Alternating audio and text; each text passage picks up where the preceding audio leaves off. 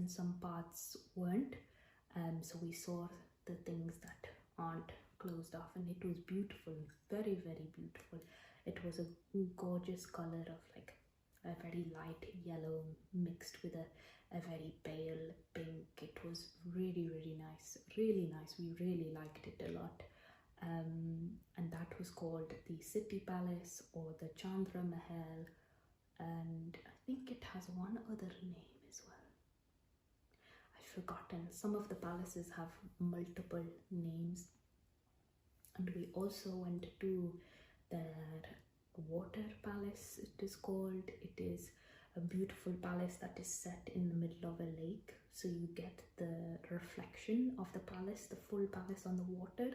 It is amazing. We just stood on the shore and looked from afar, because you cannot go and visit inside it anymore. They stopped and banned that a couple of years ago because I think people were vandalizing the palace, so they stopped it.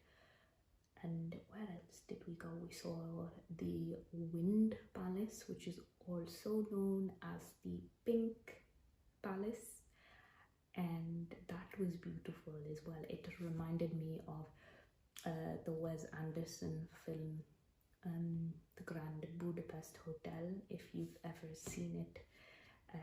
It was gorgeous, and I have a feeling that when was made the Darjeeling Limited, he took a lot of inspiration from Jaipur, the palaces, and Rajasthan in general. Rajasthan is the region that Jaipur is in, and it's beautiful, and it has a very particular style, and people dress in a very particular way, and the makeup and the jewelry is very specific, and yeah, I really like Rajasthani style.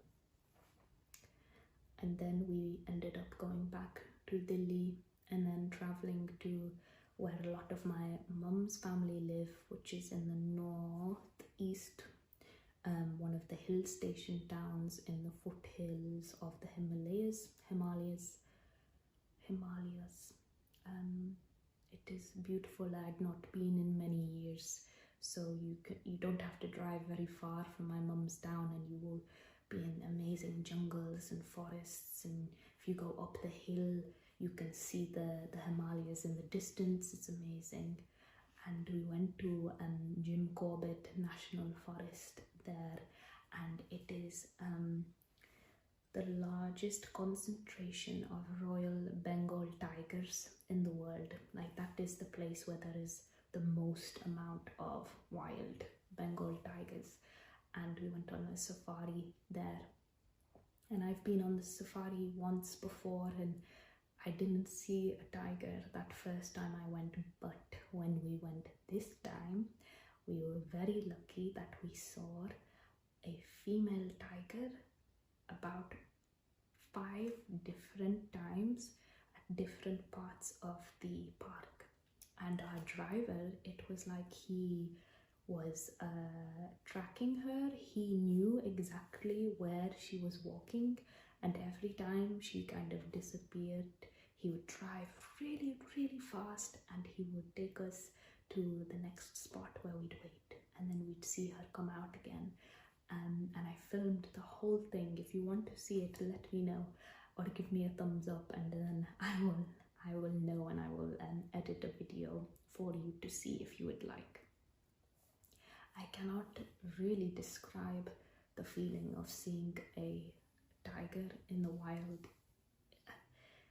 She kind of had this very big presence. Like, it just took my breath away, the presence that she had, and everybody was just like completely quiet. It is an animal that commands attention, you know, and it was just incredible.